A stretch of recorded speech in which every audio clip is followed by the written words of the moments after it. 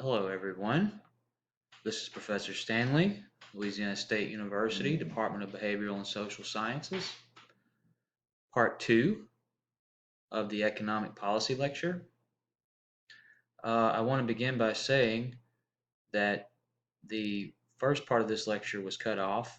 Unfortunately, I can only upload it in 15-minute segments, so that's what we have to work with this program currently. But I did want to clarify a few things before we get started. Moving forward for this portion of the lecture, we talked a little bit about John Maynard Keynes earlier, and remember that he encouraged government intervention, so spending in the economy to stimulate the economy. I think I may have misstated earlier in the notes that he was opposed to government spending. Well, he is actually a proponent of that, and that was the basis of his theory. So I do apologize for that if I did misstate that. Also, remember, Democrats or liberals seek a more progressive tax code, and conservatives seek a less progressive tax code. I actually said the word more again for conservatives, and they actually, the correct way of saying that is they seek a less progressive tax code. So those are just two misstatements on my part. I wanted to clear up with everyone so they're not confused. Well, let me back up there. Um, so those two things, progressive tax code and more or less. Republicans favor less progressive tax code. Democrats favor a more progressive tax code.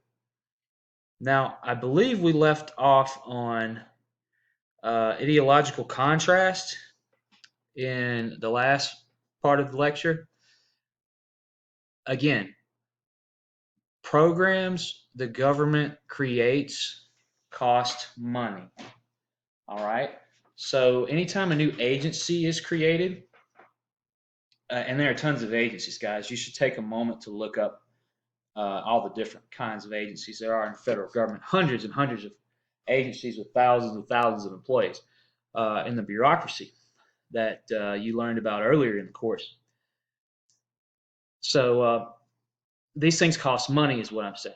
So when we have an election, we have a debate, a partisan debate about whose policy is right or wrong.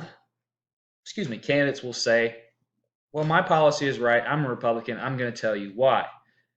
Because I don't want the government coming in and telling us what to do or regulating us. And they will say that economic liberty is at the core of their platform, right? So we have freedom from any kind of uh, government intrusion or any type of um, tyranny to your decision making capability in the economic world. It's free enterprise. It's the basis of our system, and we've talked about that a little bit earlier in this lecture here. Now, I know that I have been giving you all a lot of information on this module, and the reason why is that the things that we've learned about, it's important to discuss this in the economic policy module because everything we've learned about in the book basically equates to the culmination of these last two chapters, these last couple of chapters on policy making. Now, uh, you may get this in your economics class if you have it. If not, I'm going to show it to you right now. This is a supply and demand curve here. So this is the price of goods, and the quantity of goods here. So if you do get a chance to take an economics course, I highly, highly recommend it. So supply is here. This is called supply curve here, and the demand curve is here. Now, Reagan said that we should have a supply side economic system. Okay, what does that mean? Well, we have lower taxes and more money is being pumped into the private markets. Now, what does that do? Okay, well, if you go along the supply curve here, it increases, okay? It increases the total supply in an economy. Now, what happens when we increase total supply in the economy to the quantity? From the producer standpoint, it increases, right? So we move along the axis here to the new level of quantity right here. And again, I told you guys I'm not an artist, so we'll leave that to the professional art people in the humanities department. Now, that was a joke. So the quantity increases because suppliers want to supply more because they have more money to invest. Okay? Now, what does that do for the price of the good to the consumer? For the consumer, what does that do? Well, if this is your initial price here, we've actually decreased the price level to piece of one. Okay? Piece of one.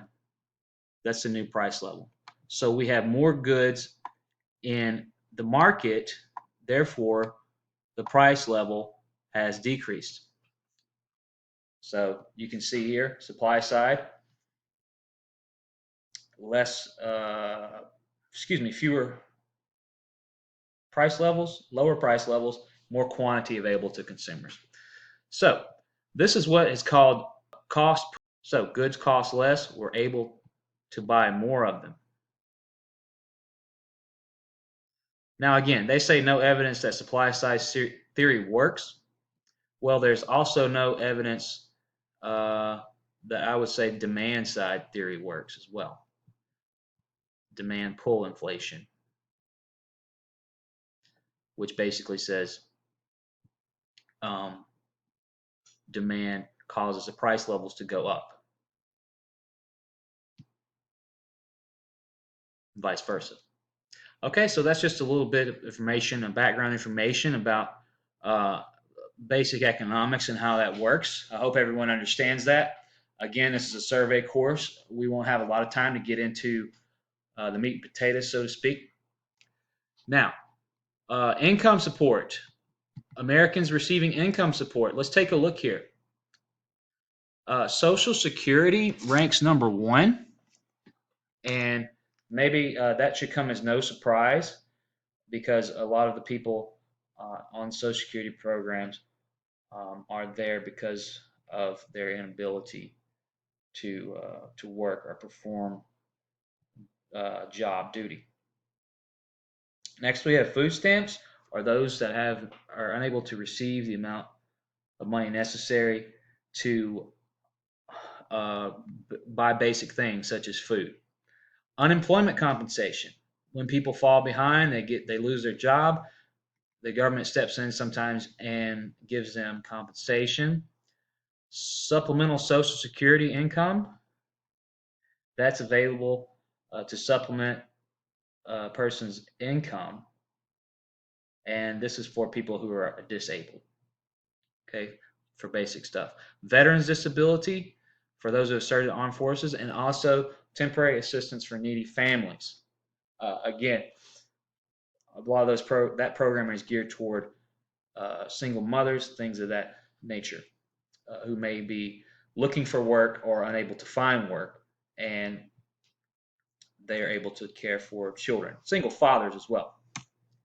Now, partisan debates. Now, I want to back up for a second and show you something very interesting. I found interesting. Okay. We talked about unemployment earlier. So let's take a look at that. Let's take a look at how unemployment happens. I'm trying to get it for everybody to see. Fortunately, it's not working here. Okay, there we go. Now, I told you things occur in cycles, didn't I? Looking back from 1948, and this is as far back as the Bureau of Labor Statistics go in terms of this category, you'll notice we have a cycle up, down, up, down, up, down, up, down. even trending into the 90s, right? Mid 90s, Bill Clinton gets in office. Late 90s, he leaves the office. George Bush Jr. comes in, and then President Obama comes in here at 2008. Now, you'll notice that, uh, throughout history, it doesn't really matter what party is in office when we have upticks or down or slowdowns in the unemployment rates. What matters is that it just happens naturally. It's naturally occurring.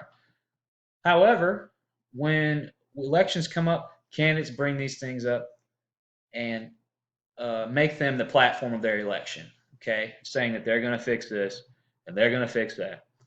Democrats are going to do that. Republicans are going to do this. Okay, so you'll notice that the issues remain the same. They don't really change that much. Okay, the people in power change a lot, but the issues are cyclical, basically. If you look at it from the graph, like we were just saying, and all this information is available through the Bureau of Labor and Statistics. So, what else are we talking about here? Tax reductions and spending increases. So we're going to cut your taxes and we're going to spend more money on the economy, right? Theoretically, that's what they're saying here. Does that always happen? Well, that's debatable. Prescription drug benefits to seniors, that was the whole thing on the Bush platform back then. 2006, minimum wage, that made another appearance, another cameo appearance here lately with the whole debate over the $15 an hour minimum wage. And the 2008 tax rebate, I don't know if you all remember that. They sent a rebate check out. I think it was around $800. I don't know. It wasn't hardly anything to make any much of a difference, to be honest with you.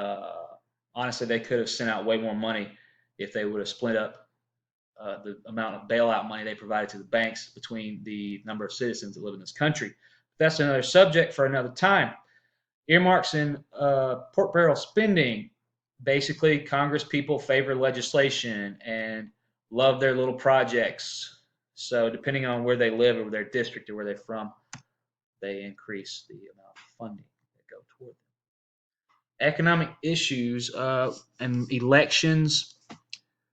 The incumbent, the one in office, is always being made out to be the problem, and that's just the way it is. Who's ever in there is going to get the finger of blame. We've seen that in all presidential elections and most congressional elections, especially the national elections. Now, on the local level, the state level, people don't really pay much attention to that. You really have to be involved in politics to be involved in local politics and state politics. Voters focus on economic indicators of how recent uh, decisions have been made and economic indicators that give us the ability to predict what's going to happen. Ultimately, no one can do this. So the average American Joe voter is going to be unable to really take all the indicators and put them together and make something useful to come of that. So stereotypes, we've seen this before. Republicans are not always known for being fiscal conservatives. They have seen administrations with large amounts of spending. Democratic candidates have seen surpluses in office. President Clinton is an example. There are reasons to debate that. A lot of people will say the Reagan tax cuts. That's up for debate. You draw your own conclusions. Now, these are just some things you need to remember. Stereotypes are not always necessarily the case. Okay? Now, what's happening to the income in here in the United States? You'll see a disparity. The bottom line is the rich are getting richer and the poor are getting poorer. There's not really much else to say about that. Okay? Overall, economic health depends on many factors. You know that. I hope that you've enjoyed this lecture.